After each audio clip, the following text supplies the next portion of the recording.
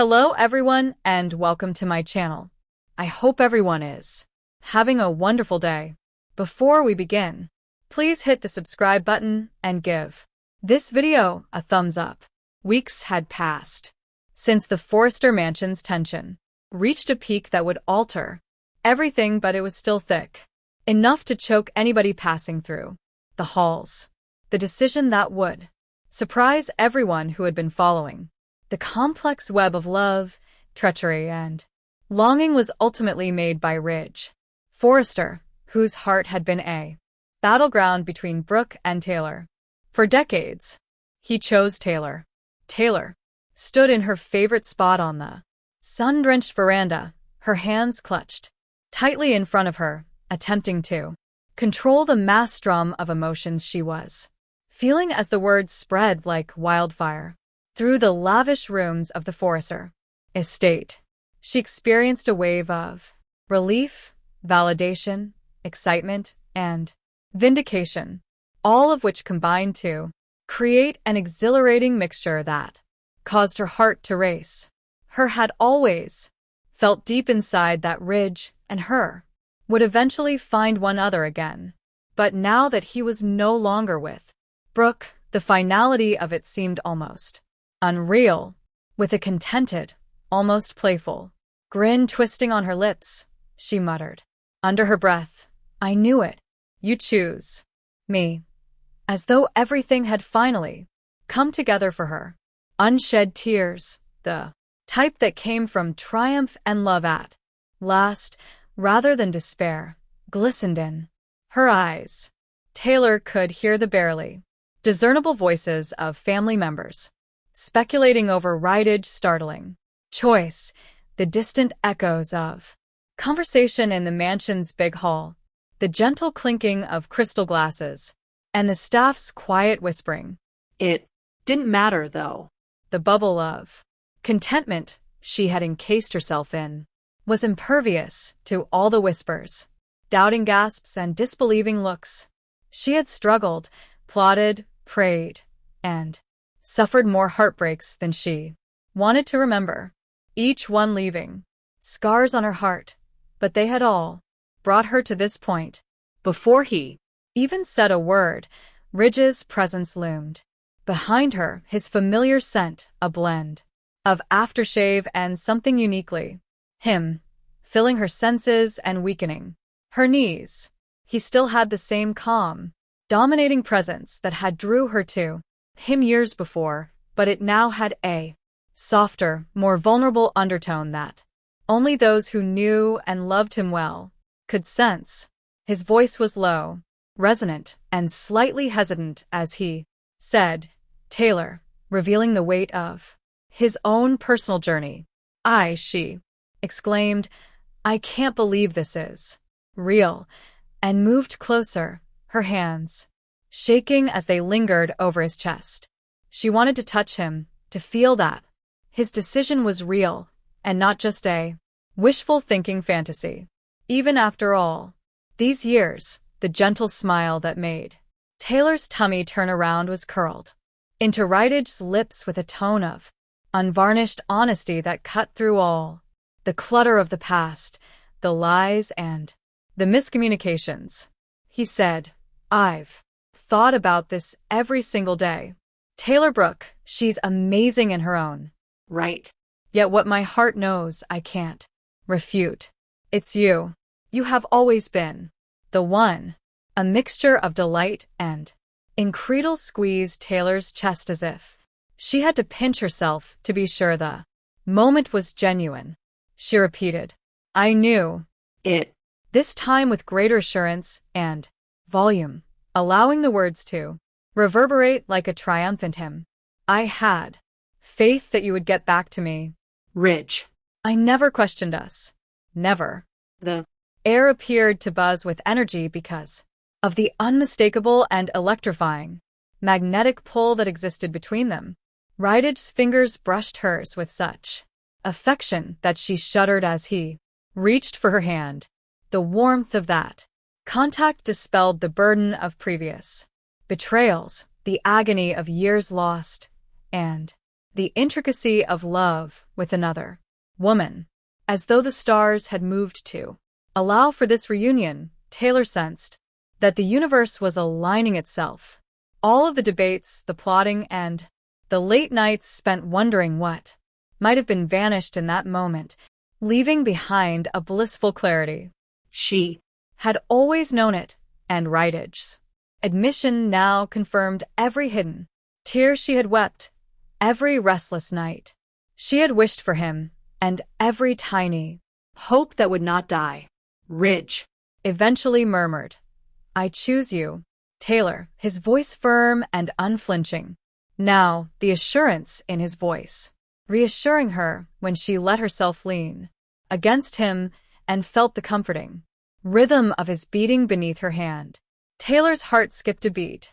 Rich reacted instantly when she put her arms around his neck, embracing her as though he would never let go, as though the burden of years lost could be condensed into one ideal moment of intimacy. She experienced a deep sense of contentment that was loaded with relief, triumph, and a lasting love that had been put to the test, strained and formed into something unbreakable. With excitement in her voice, she whispered, "Ridge, we're finally here. We're finally together after everything, even all the heartbreaks. No more hiding. No more concessions.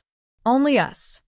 Rich drew back, just enough to trace the lines of tears and happiness that framed her face and gaze into her eyes. He repeated, "Just us," and sealed the vow with a gentle kiss that spoke of all the time they had lost together and all the future they now had the opportunity to seize. Taylor was indifferent to the possibility of the outer world collapsing, the rumors circulating, and the criticism whispering. Ridge was hers. Ridge had picked her. The idea was simultaneously free, empowering, and intoxicating. As Ridge drew her nearer, the breeze ruffled her hair. The peaceful hum of activity in the mansion faded into insignificance, and the sun glinted off the glass of wine that had been forgotten on the table. The scenario replayed in her head like a masterfully composed cinematic moment. The overpowering shy of this moment swept away all of her doubts and fears of being forgotten or abandoned. She said, again almost jokingly, "I always knew you'd pick me," feeling the heat of his body radiate against hers as her lips touched his ear. "And now I can finally enjoy it." For the first time in what seemed like an eternity, Taylor let herself believe that their love was unbreakable, timeless, and worth every struggle they had faced. When Ridge laughed quietly, the rich, familiar sound vibrating against her. As the hours went by, Taylor experienced a sense of buoyancy, lightness, and freedom from the past that nearly made her indestructible. Rydich's presence was constant, steadfast, and a reminder that this decision was the result of years of getting to know, loving, and enduring one another rather than being rash or impulsive. After that, they didn't say much because every look, every touch, and every heartbeat seemed to say more than words could. Through those quiet conversations, Taylor was able to read Rydich's love, his desire, and his unquestionable joy, all of which were reflected in her own heart. Though she thought of Brooke, who had been a steady companion, a fierce "Knew it," she muttered again, almost as a chant, a proclamation of fate being realized. "You pick me, and I have never, in my life, been more confident of anything." Taylor remained satisfied. Even as night fell, and the lights in the mansion flickered like far-off stars. Despite the lengthy, convoluted, and difficult path, Rydich's decision had made it all worthwhile. She had reached this moment of unwavering bliss after enduring hardships, grief, near misses, and lingering doubt. She placed her forehead against his chest and listened to his heartbeat, which was a constant throb that confirmed the love they had managed to recover. It was simultaneously exhilarating, anchoring, electric, and consoling. She whispered, "We're finally here," and let the words fade into the darkness. Come together. Rich at last, really together. Taylor let herself enjoy the total gratification of the moment as they stood there intertwined. After fighting for love, enduring grief, and surviving betrayal, she finally had Ridge. Completely and utterly. The joy was strong, unwavering, and completely engulfing. It was neither ephemeral nor tentative. While the world outside the mansion faded into insignificance in the stillness of the night, Taylor knew that this moment would always be theirs, regardless of the difficulties they would encounter in the future. Ridge had chosen her, and she had never felt so deeply, joyfully, and triumphantly alive.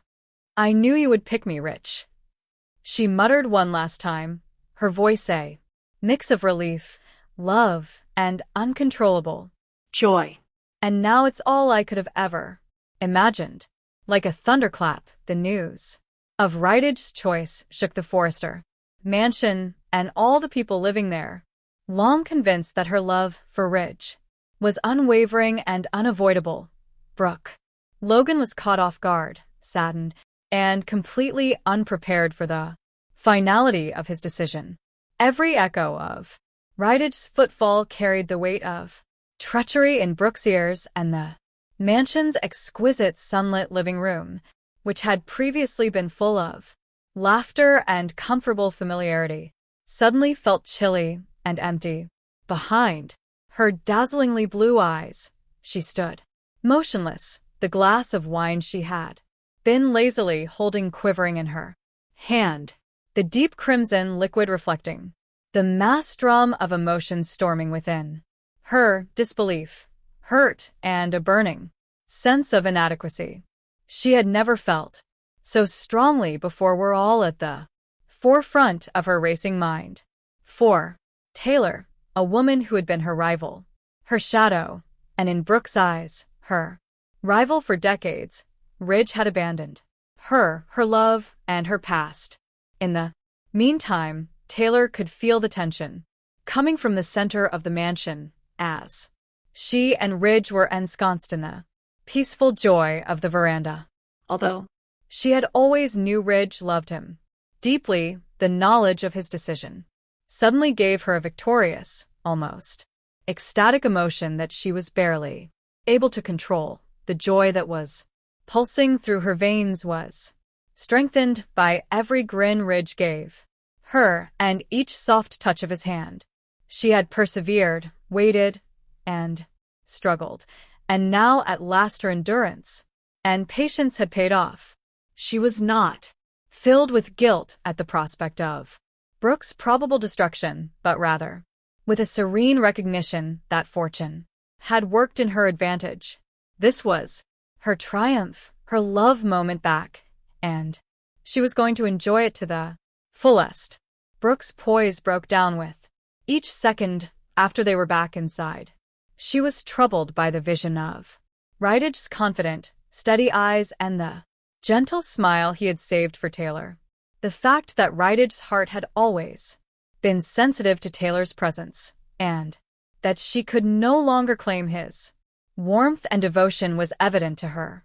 She was violently reminded of the years they had spent together, the passion, the whispered promises, the laughter, and the intimate evenings that had made her believe they were meant to be together. She was reminded of all she had lost and would never get back, by all those memories which now felt like ghosts. The wine glass shattered into 1,000 glittering pieces that reflected the shards of her broken heart as she smashed it into the marble countertop, anger rising inside her and coiling like fire in her chest. Ever Observant, Ridge saw Brooke's distress from the other side of the room, but he didn't hesitate or even question it.